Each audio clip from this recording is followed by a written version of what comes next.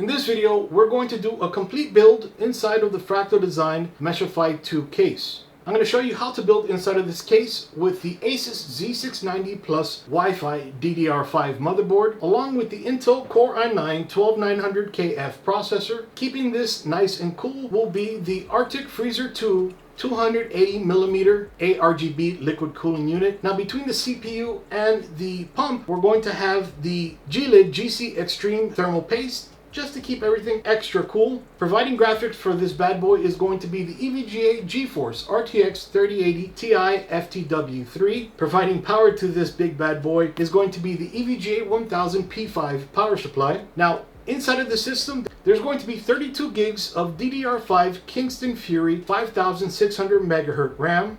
The M.2 Windows drive is going to be the Kingston Fury Renegade 1TB M.2 SSD.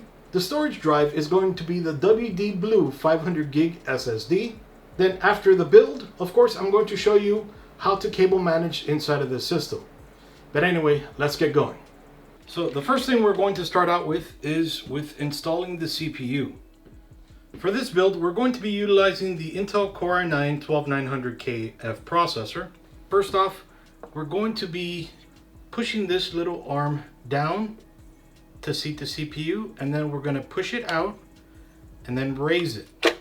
Doing that is going to go ahead and loosen this up so that we can open this panel up. We'll go ahead and take this piece of plastic off in a second. Now we'll expose the pins. These pins are incredibly sensitive. Make sure no matter what you do, don't touch them or anything. If you bend them, you void your warranty, and chances are you may not be able to bend it back. So just keep clear of those. So now to install the CPU, you'll notice a notch right here, another notch right over here, and then a notch over here and over here. You'll notice these notches start very close to the edge over here, and these are a little bit further off to the rear. You'll notice right up here there's a notch there and a notch there closer up to the front than these two notches are. So that lets us know that we can install the CPU just like this. So then we'll just go ahead and drop that right into place. You don't need to push around. You may need to, after you drop it, just wiggle it around just to make sure it's in there nice and good. Then we'll go ahead and drop this tray and then push it down. That'll make that other CPU tray snap out, fall out of place. Then we can let go.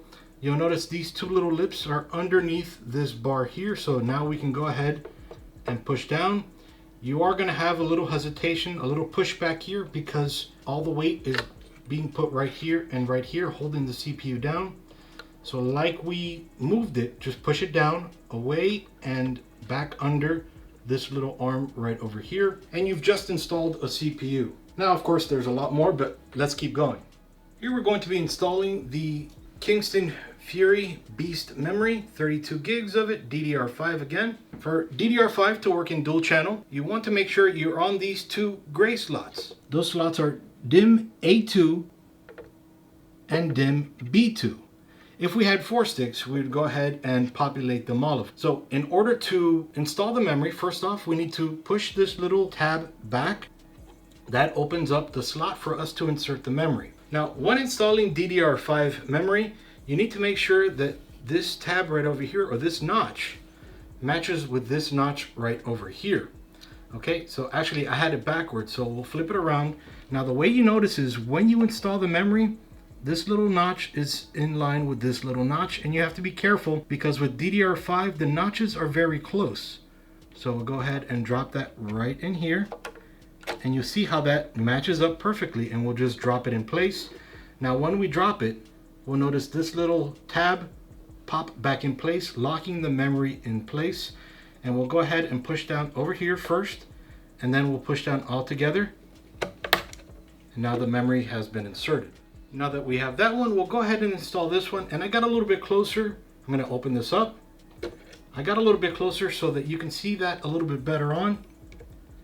And we'll drop that right into place. You can see how that matches up. We'll drop the left side in first, and then we'll push down on both sides. And that goes ahead and locks the memory in place. So we've just installed 32 gigs of 5600 MHz DDR5. So now we're going to install the M.2 SSD. For this particular drive, we're going to use the Kingston Fury Renegade 1TB M.2 drive.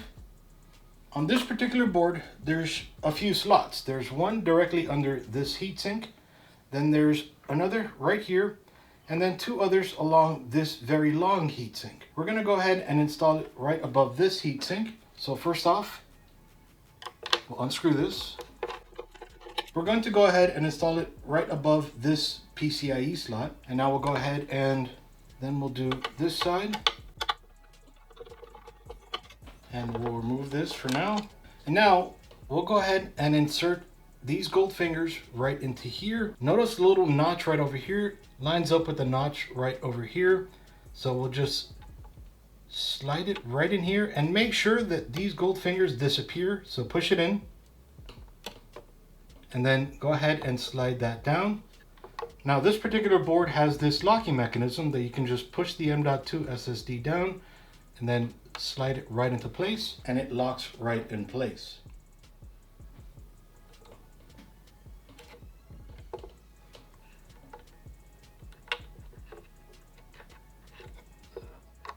And now if this is a new board, we're going to go ahead and take the film off of the bottom of this heatsink. You don't want to take off the thermal pad, just this piece of plastic film. And then we're going to go ahead and put this back over here and just screw it back in. Might take you a few tries to get it perfect.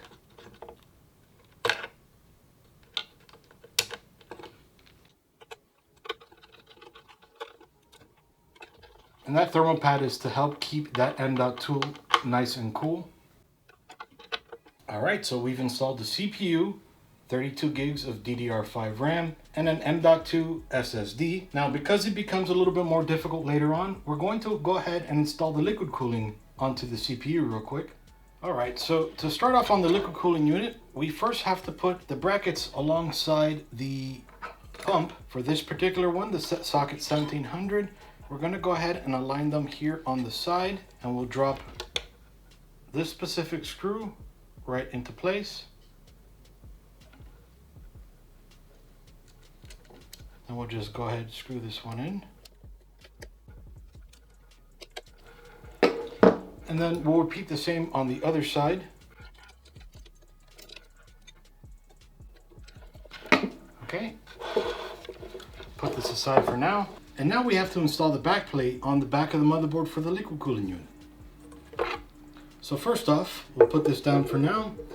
We're going to go ahead and grab all four of these screws. They're going to go ahead and slide into here, and they're going to be held in place by these rubber O-rings. So we'll go ahead and grab this, slide this to the very corner, making sure that it lines up, and with our finger there's no wiggle room. And then we just push this through. Okay, and that locks the mount in place. Now, I'm not really a big fan of this mounting mechanism, but it is what it is. So I'm going to go ahead and repeat that across all the other three, and I'll be right back. All right, so now we're going to go ahead and flip the motherboard on its front. Now you'll notice on this, there's an arrow pointing up and an arrow pointing down. This will be up, this will be down, the bottom of the board, the top of the board. And we're just going to go ahead and line them up. Line these into these screw holes. So we'll get them in with basic sight right over here.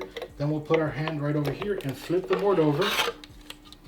Okay, and then we can just line it up right over here. Now, because we're going to go ahead and put these in next, the liquid cooling package brings these little stickers that you would put over those holes. So when you're screwing it in, you won't screw too much and potentially damage the board. So just go ahead and place them over here.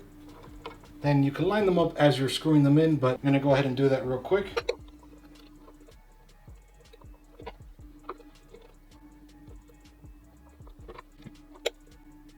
All right, now that that's there, we'll go ahead and screw these right into these screw holes.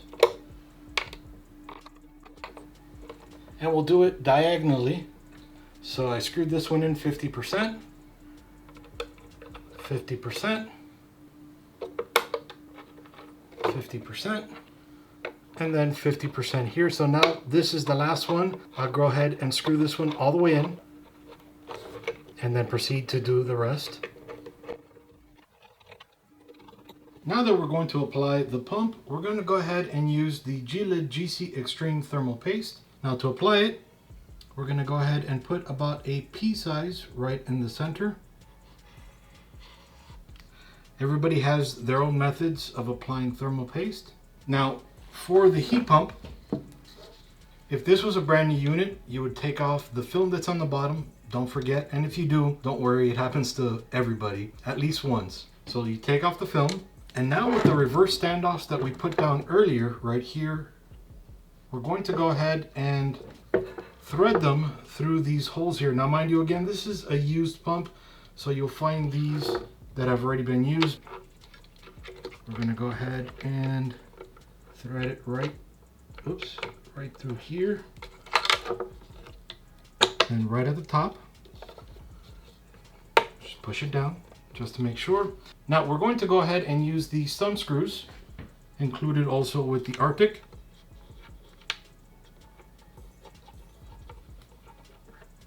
And then we're going to thread them in diagonally. We're not going to screw them in all the way, just we're threading them in so that we can use a screwdriver. And now on the very last one, we'll go ahead, thread that in, and then we'll screw it in 50%. And then we'll go diagonal, screw that in 50%. And then on the very last one, then we'll screw that one in 100% and then screw the rest in 100%. That's to make sure that we get all the thermal paste spread out evenly, and of course the pump installed correctly and evenly on the CPU. So depending on your motherboard, you may have it over here. I have it right over here, the AIO pump header, or you may not have it at all. Okay, so since we do have the AIO pump header, that's where we're going to plug in the pump. We're going to go ahead and just install it right into here with this 4-pin PWM. Plug that right into there. And now we're going to plug in the 3-pin ARGB connection right along the top. Then there's the RGB and the ARGB. So we're just going to match those 3 pins with these 3 pins.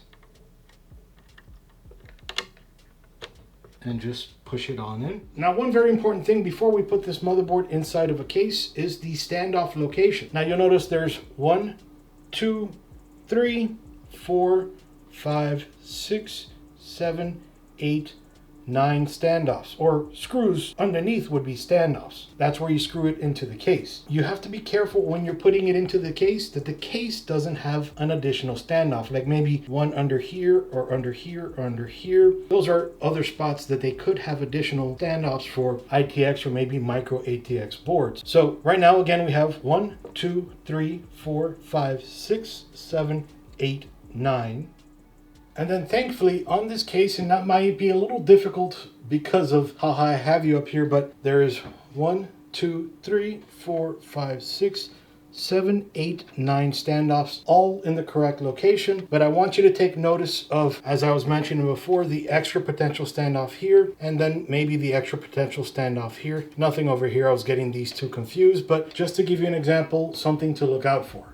Now the importance of that is, of course, if you have a standoff beneath there that touches the back of the motherboard and there is no screw hole there, you could potentially short your board, kill your motherboard, kill other things inside of the system, or much, much worse. Another thing I want to let you know of is this is a reverse standoff, and that really does help us to install the motherboard correctly. Now, it's not the easiest to show what a reverse standoff is from inside the case, but a reverse standoff is poking up, whereas this part is a screw hole, and then of course you would put a screw right in through here. This is going to come up through the motherboard into where the screw hole would be. That helps keep the motherboard in place while you're trying to situate it, so it's actually a great thing. Now we'll grab the motherboard and the radiator and just carefully drop them in here.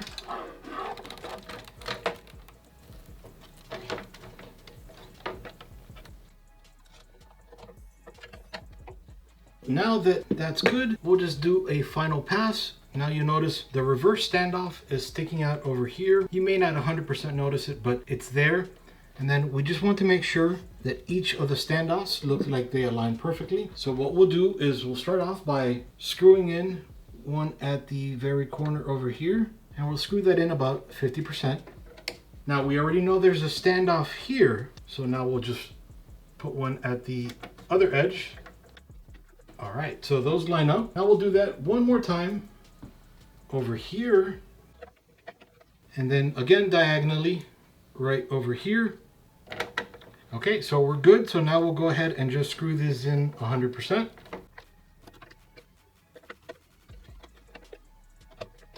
And then we'll add the others in.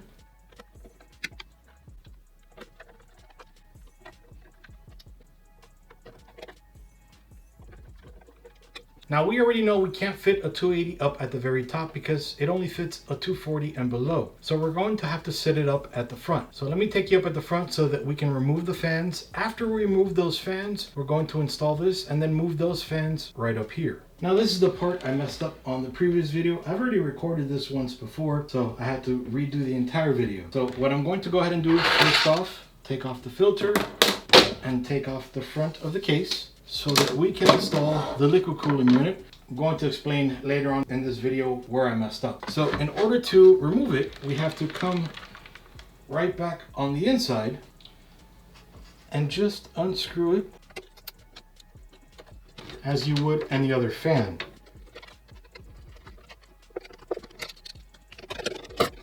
So I'm going to go ahead and do the other two fans.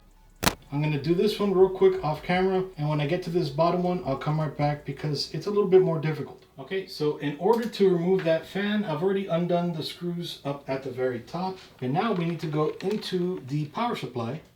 We have the hard drive brackets where we slide in the hard drives. They're blocking the fans. And then also when we slide in the power supply, they're going to block all the cables. So I'm going to go ahead and remove that. Now to remove it, we'll just lie it down. And then we'll go ahead and remove 1, 2, 3, 4 screws holding that cage in place. Then we can go ahead and stand it back up. Now, in order to remove that, we need to remove this power supply frame.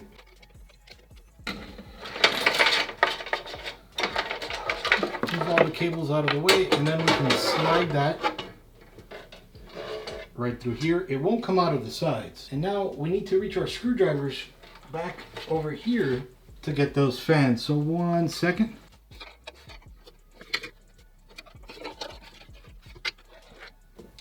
And then one on the inside.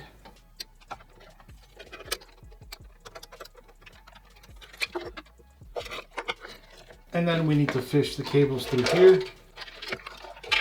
So now spinning the case back over here. So if you remember, the fans were on the very front of the case. And we're going to go ahead and slide the radiator right in here. And so we need to remove this piece. We can use a regular PCIe cover and just wedge it in there and it pops right out really easily. But alone, the radiator won't fit.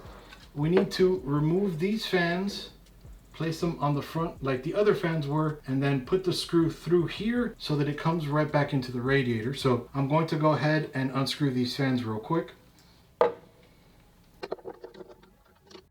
So just unscrewing that one.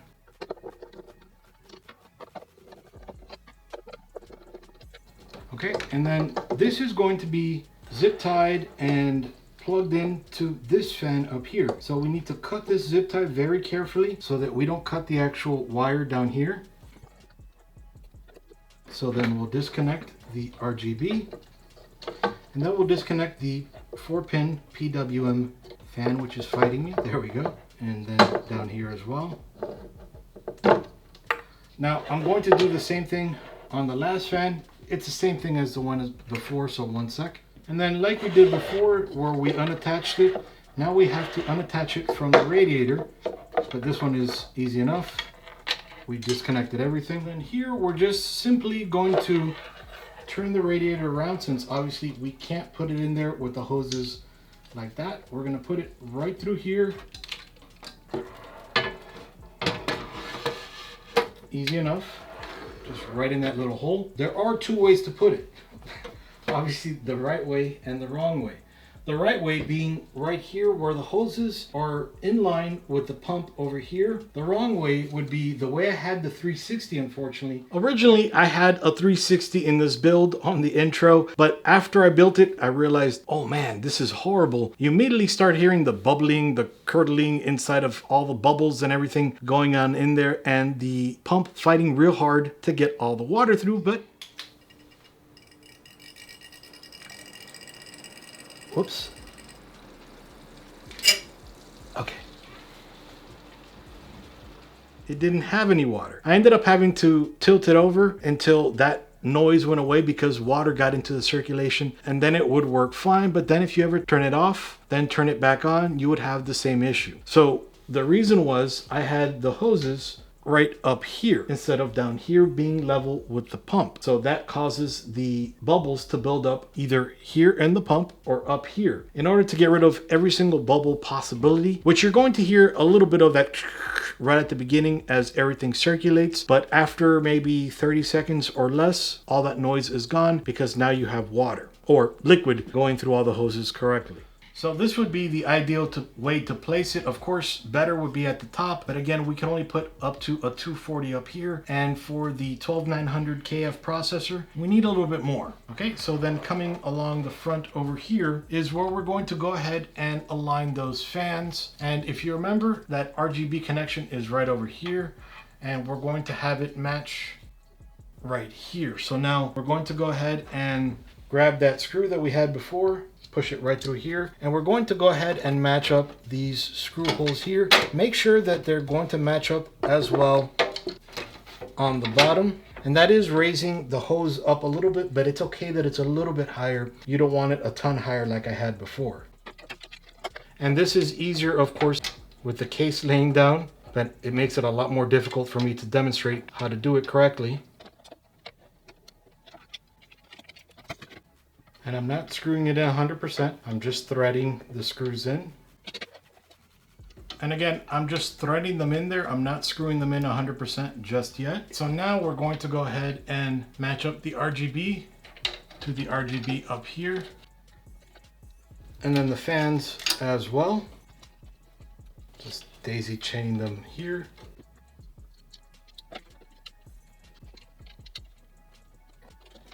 And you want to make sure you don't screw it in too much,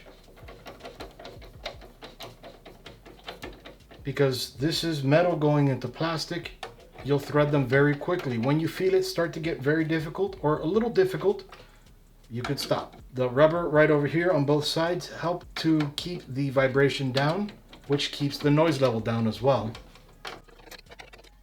And then we'll connect this one right there, and then this one right over here.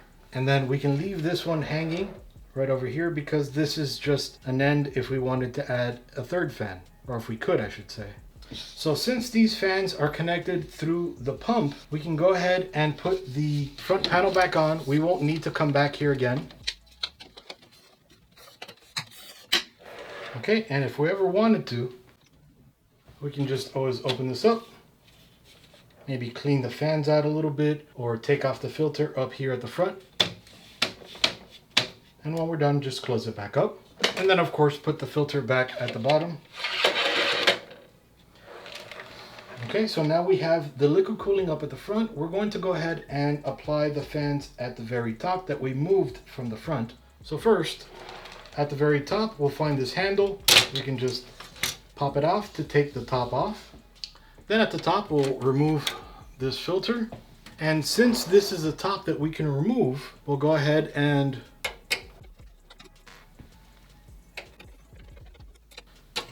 then we can easily take this off and put the fans right at the very top. Now we want to be careful where we put them, and I think we want to angle them more towards the back than the front.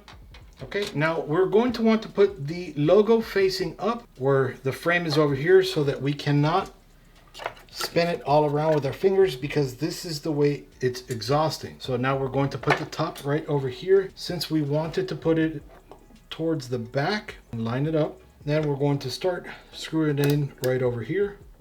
I want to give it this space right over here. And then we're going to go diagonal and make sure that matches over here.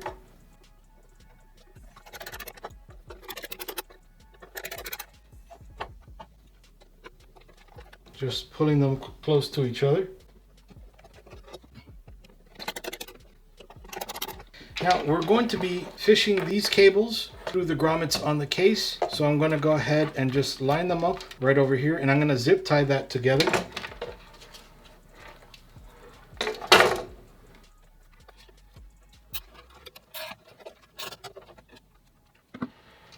One of the hardest things to show you is the EPS 8-pin and the 4-pin on the motherboard. Now, motherboards don't need to have both. You can either use one or both. You would use both for overclocking, hardcore overclocking. If you're not going to overclock, you're fine just using one of the two. But I'm going to go ahead and plug in both. Since it is a modular power supply, I took the cable off and I'm going to pass it through here, through the grommet.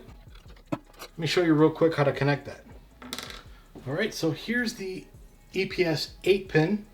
So that'll be two 4+4s. Now, easy enough, we can just connect one, and that goes ahead and clips right into place. This little clip right over here latches on to that little piece right over here, and then it's all the way in. Now the 4-pin is a little bit more difficult because which of the two 4-pins do you use, right? So you notice right over here, there's a complete square. Then there's a square, then rounded off edges along the bottom, a square, and then rounded off edges at the bottom. So this is that upside down right over here. So you're going to want this has a box, and then this has the rounded off edges. Whereas this has rounded off edges, rounded off edges. So we're going to use this one. And then we just simply connect that right into there. And it clicks in really easily. If it was difficult, you're gonna be pushing really, really hard. There's a chance you can get it to work or get it to fit. Now it won't work, and it could cause an issue if you do force it. So be very careful when you're using that connection. Just pushing all the excess cable through here.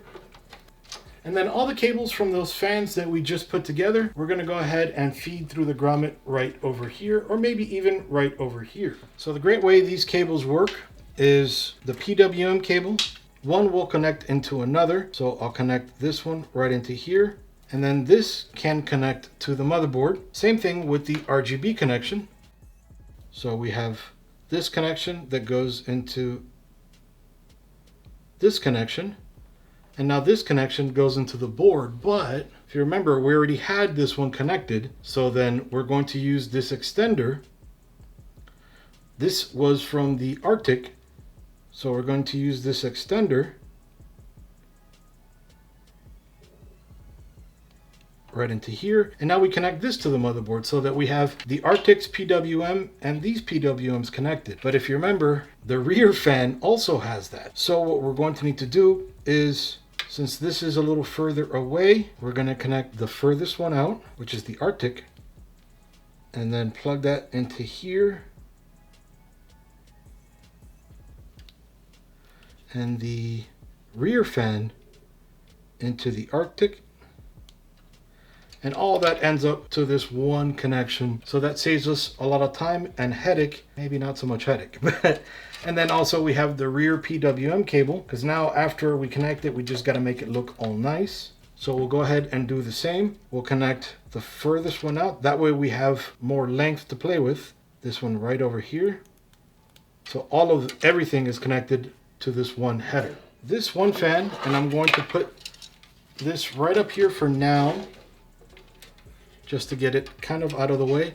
This one fan will go connected into the CPU fan optional. This guy right over here. This is for the CPU fan, but since we're not using it, we're connecting it to the optional fan. Now all these fans are connected to right over here, minus this fan. This is connected to the AIO fan right down here. And then we'll connect all the ARGBs into this ARGB header right at the very top of the board where we originally had it connected. And now, since we have all this excess cable coming through, we're just going to lift it up and slide it through this hole back here. We'll tidy that up in a little bit. Okay, and then what we can do right over here for this fan, since the cable is going to be sticking out no matter what, we can zip tie it.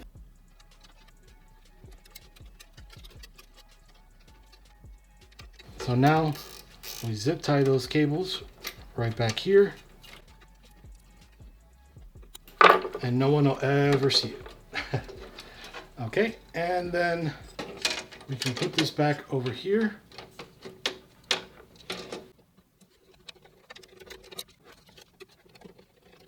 Then we can put the filter back on, which actually for this we don't need the filter. We want as much air to escape as possible, so we'll take that filter off, but we will put this back on top.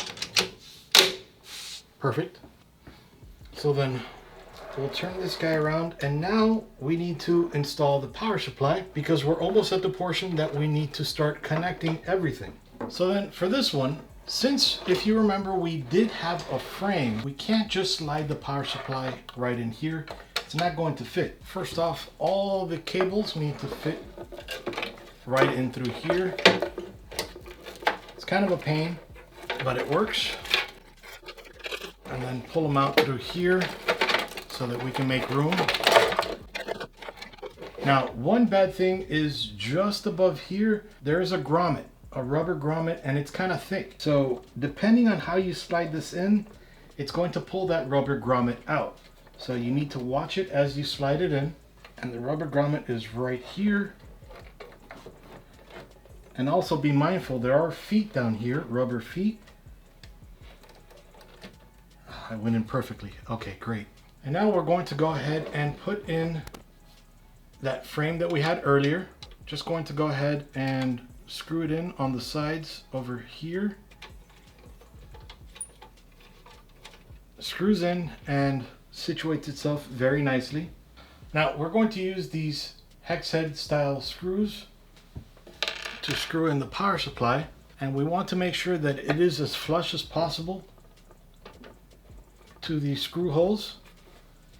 Okay, got them in there, and we want to screw them in about 50% of the way as usual, and then we go diagonal again.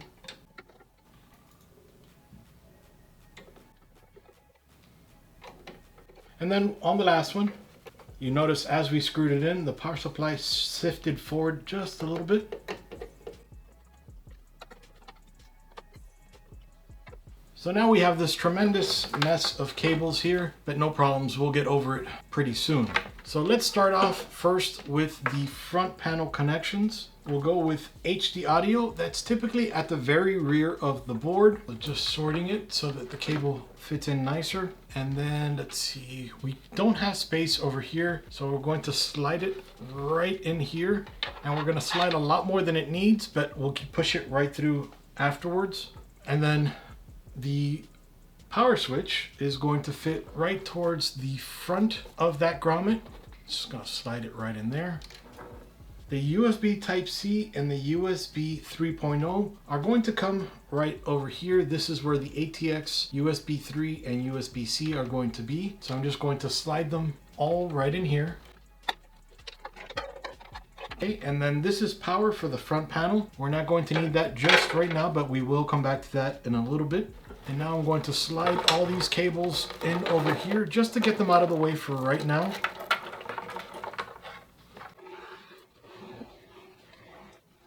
All right, so again, the HD audio is right up here.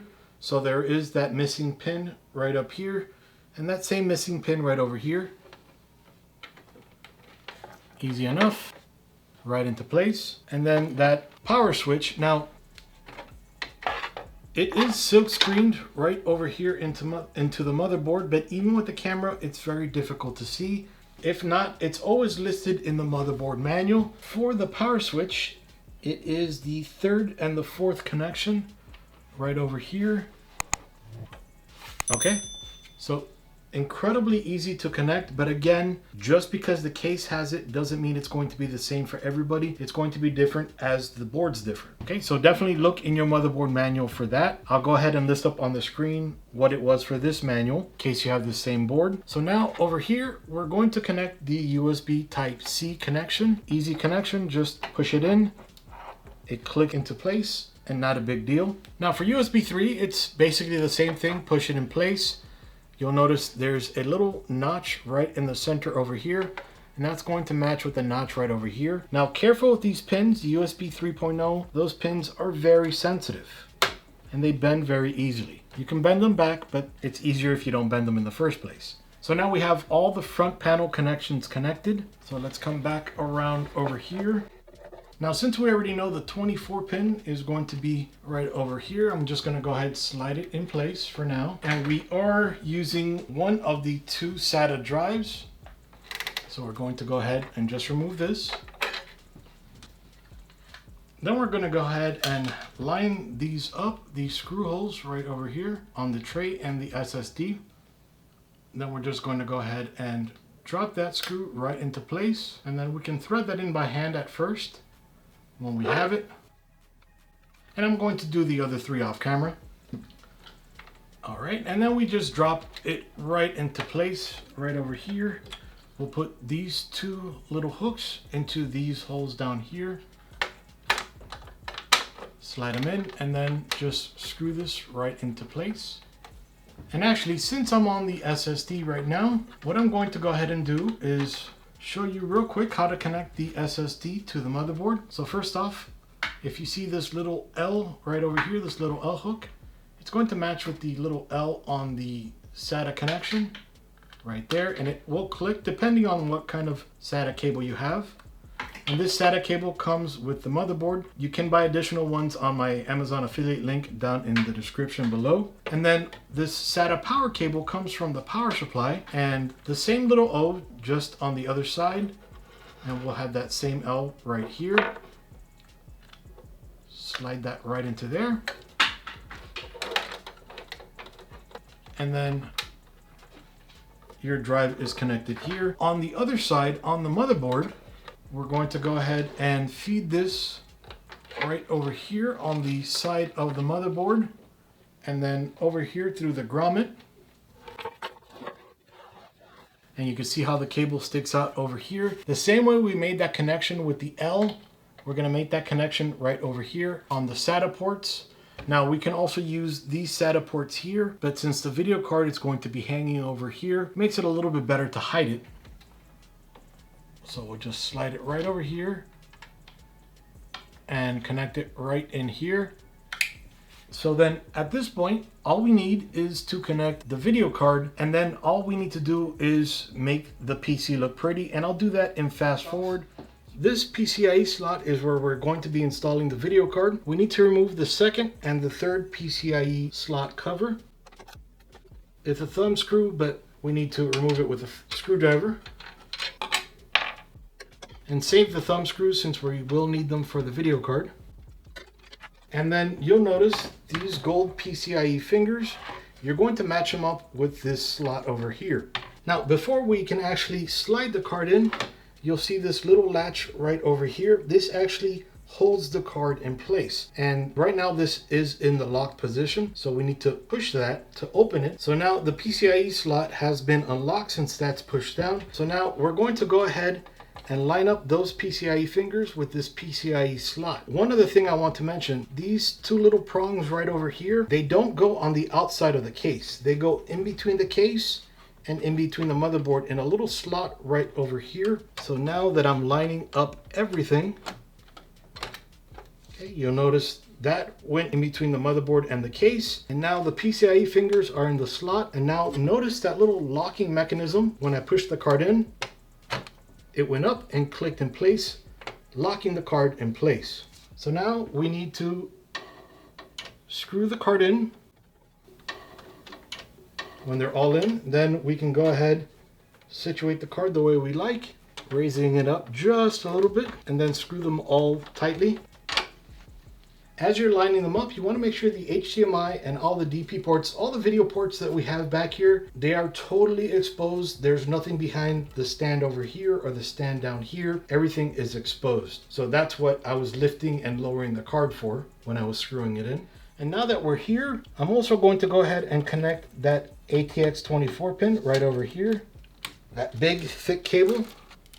And now we need to bring over the PCIe cables. We need to decide if we're going to bring them in from the grommets at the very top or down here or over here. The challenge we're going to have is, since this is a very tight case, here I can fit a finger maybe and a half or a fourth of another finger right here. There's barely any room. So if I put cables here, that's going to go ahead and block what little airflow I might have down here. So what I recommend is we bring the cables from the top over the card right into the PCIe slot. So as to the way I recommend it, I want to go ahead and grab all the PCIe cables, which on this power supply, I have 3 PCIe cables that come from the power supply. So I have 1 8-pin, 2 8-pins, and then another one that is a daisy chain. Since this is a single cable, I can use either which one of these 2 cables, but I won't use the second one. And those cables are going to come just below the USB Type-C, ATX 24 pin, and the USB 3.0, if you want to make it look nice, of course. So we'll slide in the straight 8 first,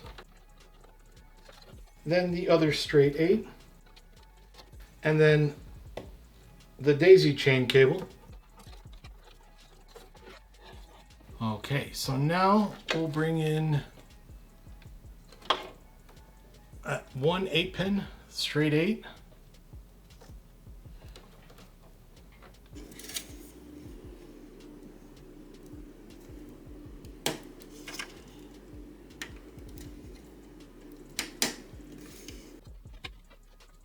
Connect that there.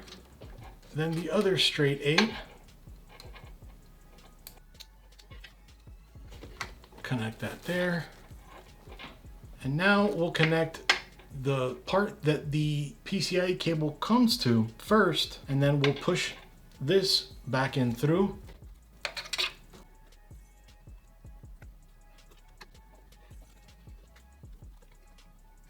Now that we're done with everything, now we're going to go ahead and put everything into fast forward. Everything works right now. We can literally power the machine on, but I want to make it look nice. So I'm going to go ahead and make it look beautiful, and then I'll come right back. So let's start.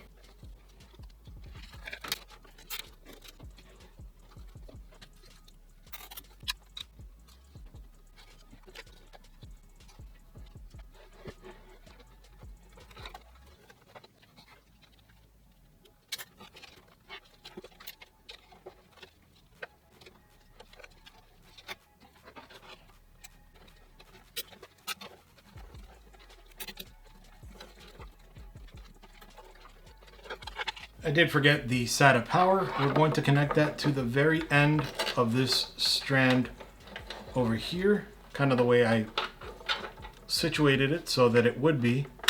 That kind of fell out though, but that's okay.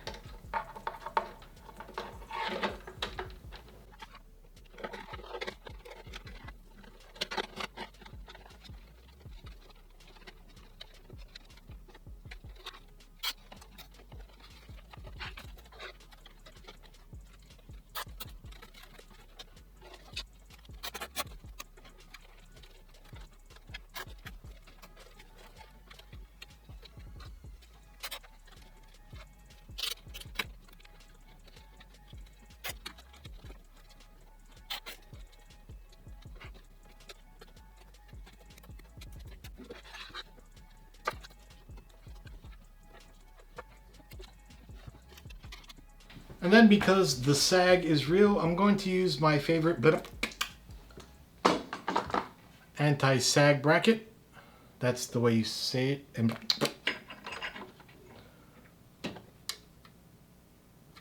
Actually, it's not that bad right now.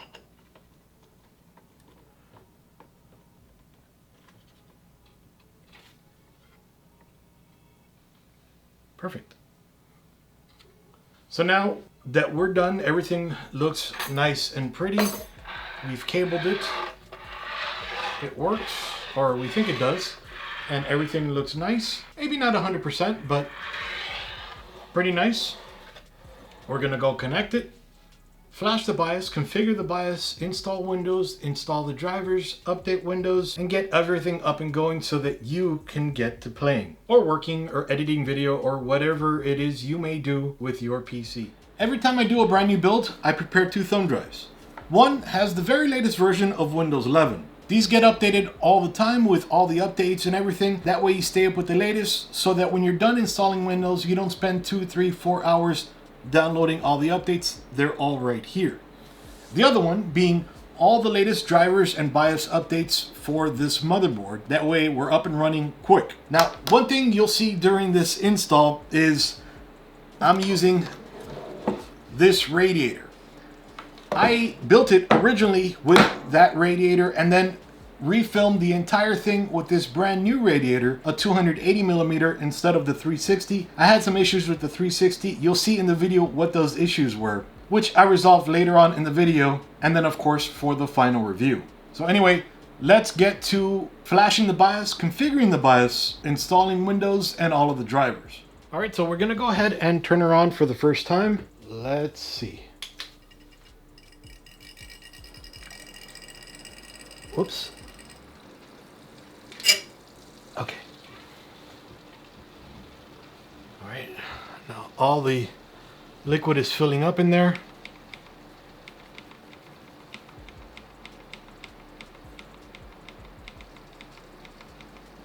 Now this will take a few seconds before it stops making that noise, or it should at least. Now if it doesn't, that could be an issue with the way I have the radiator mounted. Let me lower the microphone so you can hear it.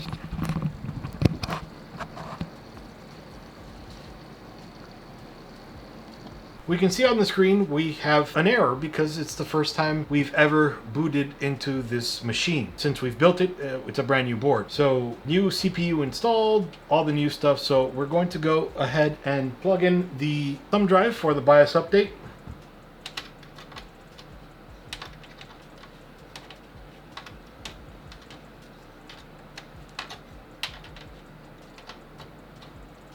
All right, so then we're gonna hit F1 to enter setup. Now DDR5 is still relatively new. You might see a lot of people saying there's so many errors with DDR5, and there are, unless you flash the BIOS. One thing you never want to do is install Windows on an old BIOS, because if you install Windows on a flaky foundation, your entire experience is going to be horrible. So let's make sure we install it on a solid foundation and flash the BIOS real quick. Okay, so then we come over here to advanced mode, and then we select Tool, and then we select Asus Easy Flash Utility. Now it's going to be looking inside of the thumb drive.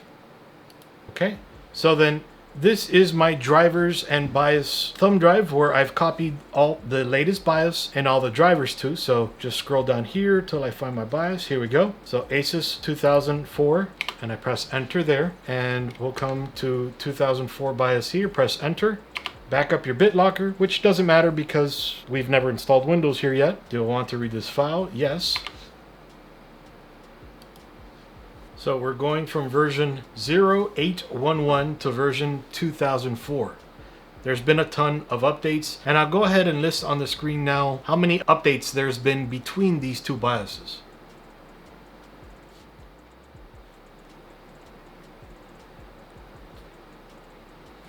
Okay, successful. Now we're going to restart.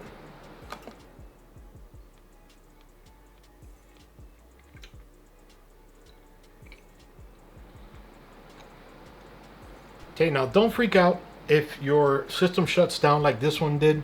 That's completely normal with a BIOS update. And now we can see we're on BIOS revision 2004. So let's go ahead and hit F1 to go into the BIOS.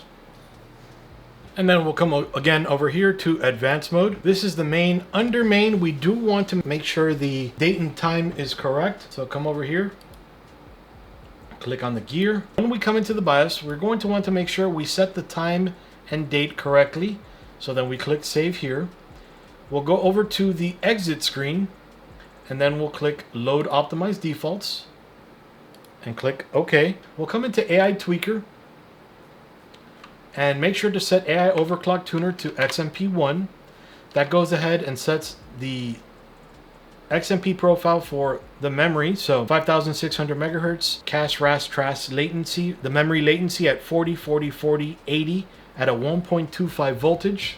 It's incredibly low voltage. The latency may be a little bit high, but we'll see a little bit later. You'll notice here DDR5, 5600 megahertz because of the XMP profile. And then DRAM timing, we'll see all the timing set here, again because of the XMP profile. Let's see anything else we need here. Nothing here, so we'll go under advanced. And let's see, anything here.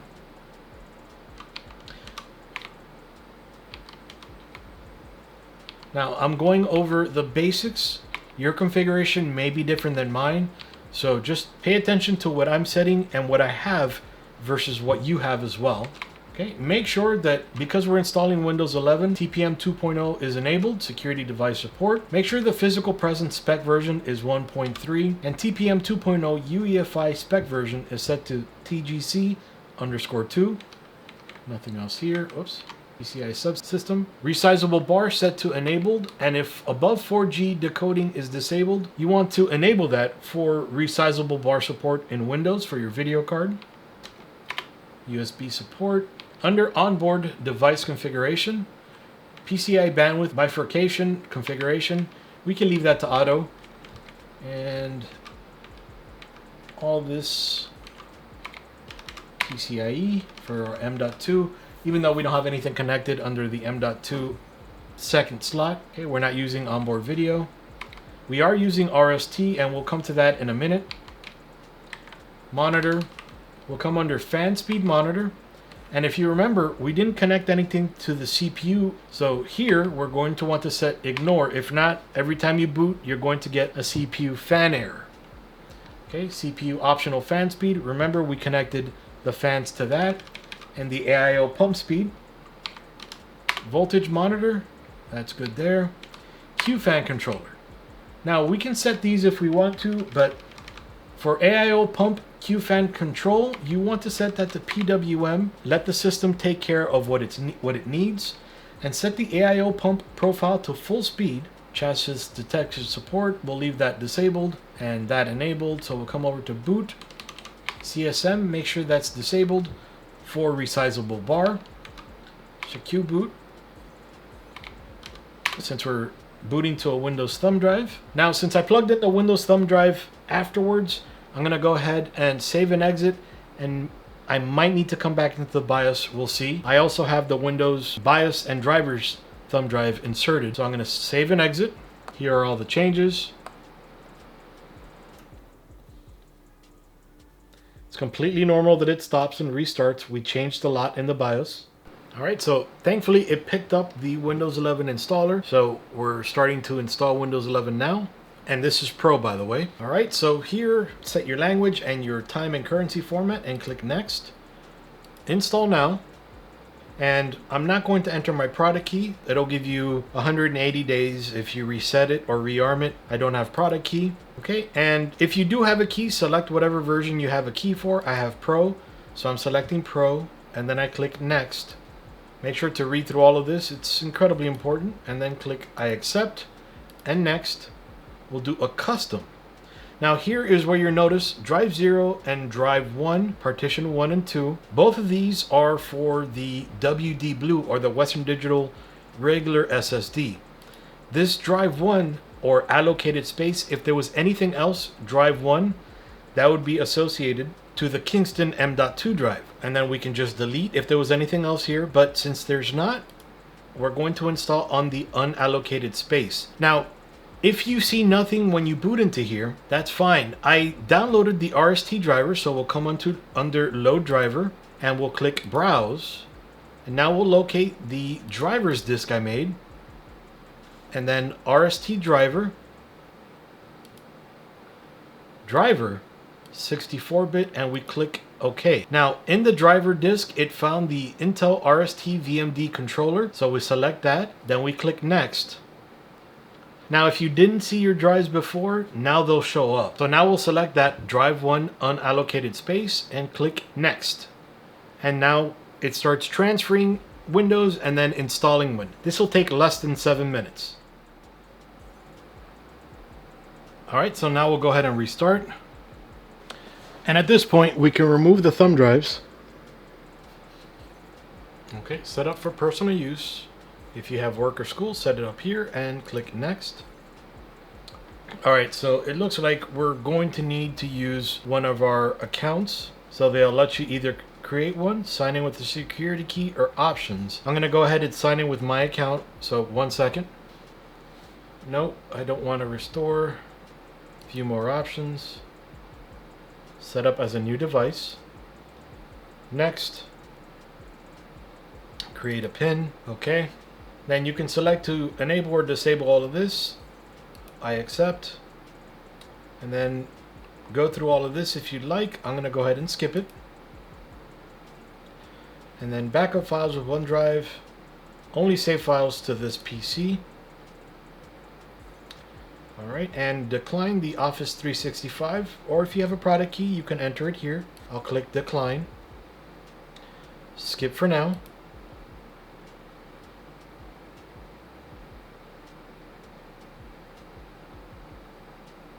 Alright, so now we're in Windows. Over here, if we right click on the start button and click Device Manager, we'll notice there's a bunch of errors. That's because we need to install drivers. Alright, so then from here, we'll go into File Explorer, this PC, and we'll plug in that thumb drive with all the drivers.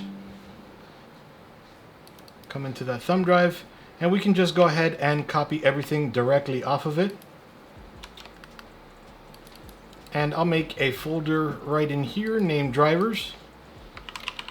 Now I've already extracted everything. Now you don't have to copy the contents of that thumb drive onto the SSD. I'd like to copy it over. That way there is no issue, just in case when you're installing chipset and ME and anything USB that something might disconnect and cause an issue. I just do that just in case.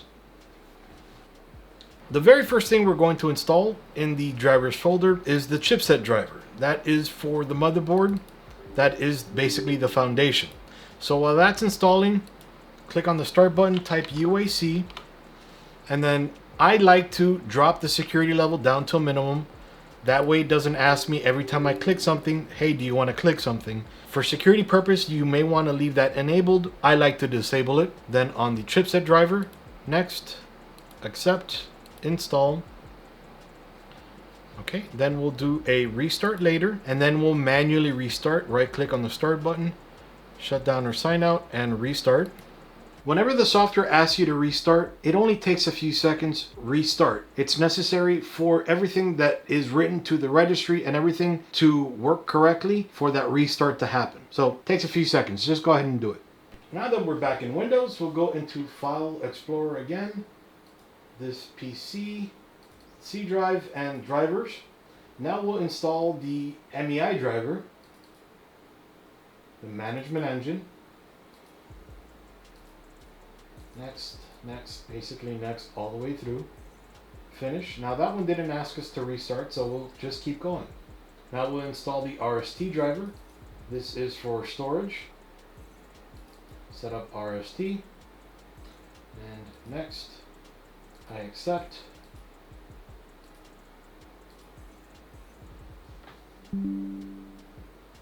Okay, it's detecting all the drives.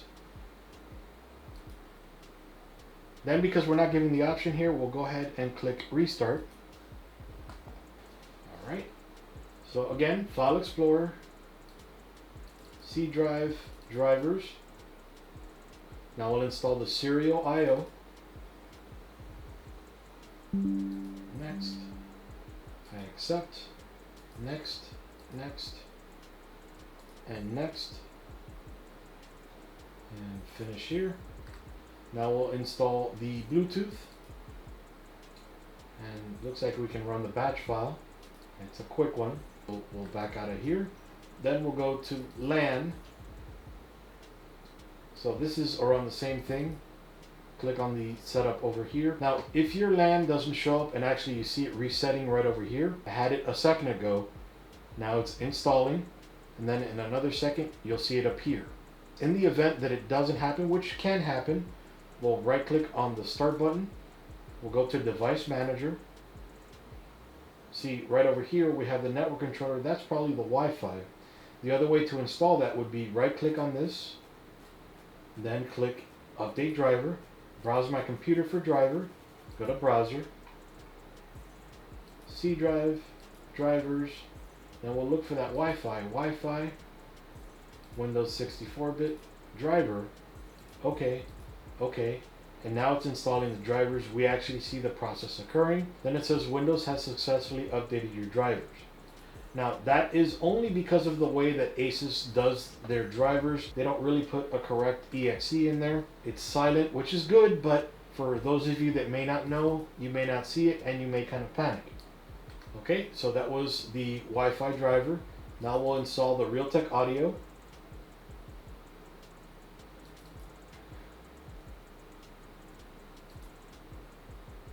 So while this is installing, we'll open up Edge, and we can download Chrome, but I'm just going to stick to Edge just for now.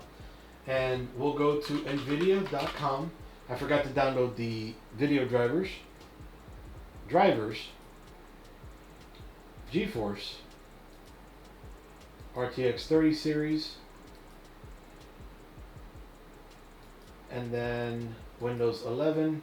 Now we could change it to TI, but they're both the same driver, but I'll change it to 3080 Ti. And then I'll click search, and then download the latest and greatest, and download again. That'll take a few seconds, and we'll see where the Realtek is. That's still installing. Now I wanted to show you also where I got the drivers that I've been installing. So we'll go to asus.com, then we'll go to motherboards. We'll go by chipset. We're using an Intel processor and an Intel chipset, the Z690. Click Intel. Then we're using a tough board. Then we're using the Z690 plus Wi-Fi. Then make sure it says DDR5. Then we'll click on the board. This is the board we're using. So then we'll click up here under support, drivers and tools, and then select Windows 11 or Windows 10. And then here's where you would download all the drivers. Chipset is a little tricky because they only give you the GNA drivers, but if you click see all, then you could download the management engine driver, the serial IO, and then the chipset driver. Then from here you can also go to the BIOS and firmware and then download the latest and greatest BIOS. So we can see this is already done downloading. What we're going to do is show file and folder. I'm going to cut that, and I'm going to go ahead and paste it in the drivers folder, and I'll close out of that. And then we're still installing sound, so for some reason this one takes a while. Okay, then like we've done before, we'll click no, I'll restart my computer later, finish, and then we'll manually restart it, and then click restart. So we'll come back into File Explorer after we've rebooted this PC, C drivers, and now we'll install the NVIDIA drivers. Okay. Agree and continue. Custom. Next. Perform a clean install. Next. Now this is said restart required, and just in case this one didn't, we're going to go ahead restart later, and then we'll come in manually, shut down or sign out and restart. I will go back after restart, and now we'll go ahead and install the Asus AI Suite. Click install. Okay, again, no. Then we'll manually restart. After restarting, again, we'll go back into File Explorer, C, drivers. We'll go to the Armoury Crate install. We'll install Armoury Crate and Aurora Creator. Alright, so the installer's done. I understand. Alright, then we click OK.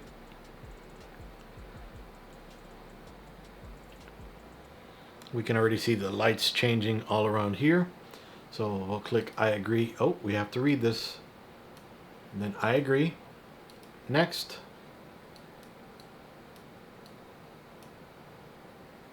I agree.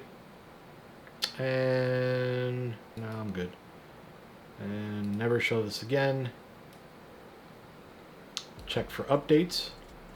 Now what this is doing is, I'll check for updates again. This is updating everything that we've installed. If there's an update, it'll go ahead and provide it to us. After we've installed everything, I always recommend to do this. I like to use Armoury Crate to check for updates that maybe aren't on Asus's website just yet. So it's always great to run it just in case. And then also to see all the other tools they have there as well. We're going to want to go up here and type update. Go to Windows Update.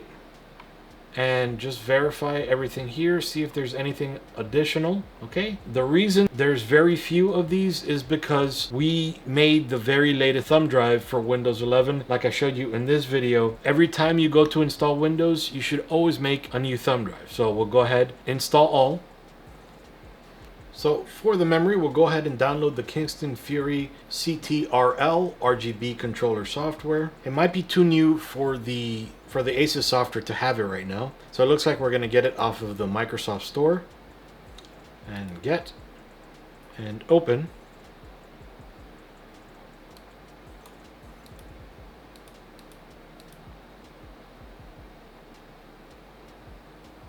Okay. And let's see, we'll do a static, we'll do a red. Now everything matches, well, minus the EVGA video card, but for that we need precision. Okay, pending restart, completed. Okay, these had errors because they've already been installed, so we'll go ahead and restart now.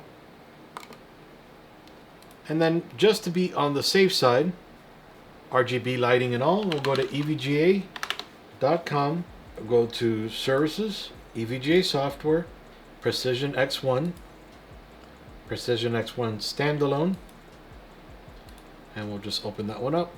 Double click on the exe because it's the only file in the zip file. Close out of everything, and we'll go ahead and start installing. Okay, then we'll click Finish here. Now to change the lighting, if we want it to match, unfortunately there isn't a way to have them through precision match what the motherboard has. So we'll click on LED up here and we'll change it to static. Change everything to static, and then we can change the color here or whatever color we want. And just make sure they're all linked, but we'll go to red to make it all match. And there we go. So we have all the lighting in here and in the front as well, all matching. In this video, I've taken you from the beginning to the very end of building a PC. I started you out from the basics on installing and building the computer, even getting the wrong liquid cooling unit in the machine and actually still working through it, to getting the correct liquid cooling unit in the machine, then flashing and configuring the BIOS. After that, installing Windows 11, and then installing all of the drivers and all of the Windows updates necessary to get you up and going. I hope this video helps you out building your very first machine and then installing all the Windows, the drivers, all the updates and everything, so that way you can take pride in your very own, maybe your very first PC build. And if you've done it many times before and things have changed, hopefully I've helped you with that as well. So let me know down below if I've helped you. And as always, if you have any questions, comments, or concerns, leave them down below as well. I answer all of my comments. This is Iggy with ThisBytesForYou out. See you.